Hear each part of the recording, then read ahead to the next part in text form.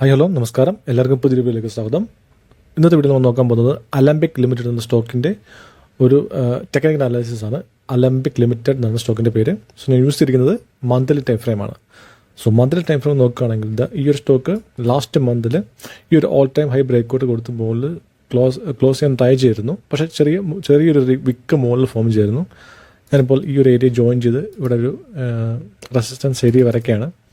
So monthly time frame നോക്കുകയാണെങ്കിൽ നല്ല രീതിയിൽ ക്ലോസ് കൊടുക്കാൻ ട്രൈ ചെയ്തു, പക്ഷേ ചെറിയ ഒരു വിക്ക് ഫോം ചെയ്ത് ഇവിടെ ആയിട്ട് ക്ലോസ് ചെയ്യുന്നു. അതിനുശേഷം ഈ മന്ത് വീണ്ടും മുകളിലേക്ക് പോകാൻ ട്രൈ ചെയ്യുകയാണ്.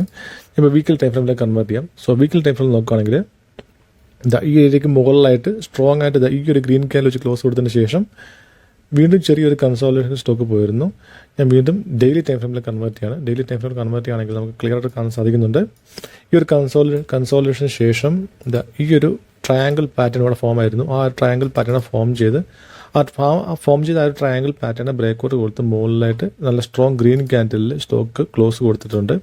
താഴെ നോക്കുകയാണെങ്കിൽ നമുക്ക് ഈ ഏരിയയിലാണ് ജോയിൻ ചെയ്ത് ഇങ്ങനെ ഒരു ട്രെൻഡ് ലൈൻ വരയ്ക്കാൻ സാധിക്കുന്നുണ്ട്. സോ ഈ ഒരു ട്രെൻഡ് ലൈൻ വരുമ്പോഴെല്ലാം സ്റ്റോക്ക് മുകളിലേക്ക് നല്ല രീതിയിൽ വിക്കുകൾ വരുന്നത് കണ്ടില്ലേ. സോ ഇവിടെ ഈ ഒരു ട്രെൻഡ് ലൈനിലേക്ക് വരുമ്പോഴെല്ലാം സ്റ്റോക്ക് നല്ല രീതിയിൽ മുകളിലേക്ക് പുഷ് ആവുന്നുണ്ട്. സോ ഇവിടെ ബയേഴ്സ് ഉണ്ട്, അതുകൊണ്ടാണ് മുകളിലേക്ക് നല്ല രീതിയിൽ മൊമെന്റം കാണുന്നത്. സോ ഈ ഒരു സ്റ്റോക്ക് ബ്രേക്കൗട്ട് കൊടുത്തതിന് ശേഷം റീടെസ്റ്റും കഴിഞ്ഞിട്ടുണ്ട്. റീടെസ്റ്റിന് ശേഷം മുകളിലേക്ക് പോകാൻ ട്രൈ ചെയ്യുന്ന മാതിരിയാണ് തോന്നുന്നത്. നമുക്ക് വേണമെങ്കിൽ ഇപ്പോൾ ഇവിടെ എൻട്രി കൺസിഡർ ചെയ്യാം. എൻട്രി എടുക്കുകയാണെങ്കിൽ നമുക്ക് നാളെ തന്നെ ബൈ ചെയ്യാം. സോ ഈ ഒരു ഏരിയയ്ക്ക് നമുക്ക് എൻട്രി ലഭിക്കുകയാണെങ്കിൽ സ്റ്റോപ്പ് ലോസ് ഒന്നുകിൽ ഈ ഒരു ട്രെൻഡ് ലൈൻ്റെ താഴെ ഈ ഫോം ചെയ്തിരിക്കുന്ന ഈ ഒരു ട്രെൻഡ് ലൈൻ്റെ താഴെയായിട്ട് സ്റ്റോപ്പ് ലോസ് വെക്കാം. അതല്ലെങ്കിൽ ഈ ഒരു ഗ്രീൻ ക്യാനിൽ താഴെ വേണമെങ്കിൽ സ്റ്റോപ്പ് ലോസ് വെക്കാം. സോ ഈ ഒരു ഗ്രീൻ ക്യാനിൽ താഴെ വെക്കുകയാണെങ്കിൽ ഏകദേശം ഒരു 8% സ്റ്റോപ്പ് ലോസ് നമുക്ക് കൺസിഡർ ചെയ്യാം. വീക്കിലി ടൈം ഫ്രെയിമിൽ കൺവേർട്ട് ചെയ്യാണ്. സോ സ്വല്പം നല്ലൊരു സ്റ്റോപ്പ് ലോസ് വരുന്നത് ഈ ഒരു സ്ട്രോങ് ഗ്രീൻ ക്യാൻഡിൽ ഉണ്ടല്ലോ, ഈ ഒരു വീക്കിലിലെ ഈ ഒരു സ്ട്രോങ് ഗ്രീൻ ക്യാൻഡിൽ അതിൻ്റെ താഴെയായിട്ടാണ് നമ്മൾ സ്റ്റോപ്പ് ലോസ്. സ്വല്പം നല്ലൊരു ബെറ്റർ സ്റ്റോപ്പ് ലോസ് അതായിരിക്കും.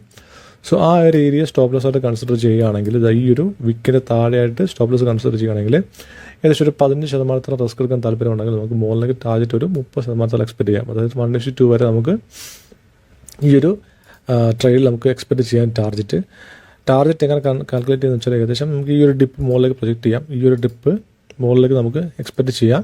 സോ ഒരു ലോങ് ടൈമിൽ മീൻസ് ഒരു 6 to 7 months നമുക്ക് വേണമെങ്കിൽ ഈ ഒരു ഇത്രത്തോളം ടാർഗറ്റ് നമുക്ക് എക്സ്പെക്ട് ചെയ്യാം. സോ ഞാൻ ഈ ഒരു ഏരിയ നമുക്ക് മുകളിലേക്ക് വെക്കുകയാണെങ്കിൽ ഇവിടെ നിന്ന് എടുക്കുകയാണെങ്കിൽ ഏകദേശം ഒരു 55% അടുത്ത് വരെ നമുക്ക് മുകളിലേക്ക് ടാർഗറ്റ് എക്സ്പെക്ട് ചെയ്യാവുന്നതാണ്. കറക്റ്റ് നോക്കുകയാണെങ്കിൽ ഇവിടുന്ന് എൻട്രി ലഭിക്കുകയാണെങ്കിൽ ഈ ഒരു ഏരിയയിൽ എൻട്രി ലഭിക്കുകയാണെങ്കിൽ ഏകദേശം ഒരു 54% മുകളിലേക്ക് ടാർഗറ്റ് എക്സ്പെക്ട് ചെയ്യാം. സോ അത്രത്തോളം കൺസിഡർ ചെയ്യുന്നില്ല.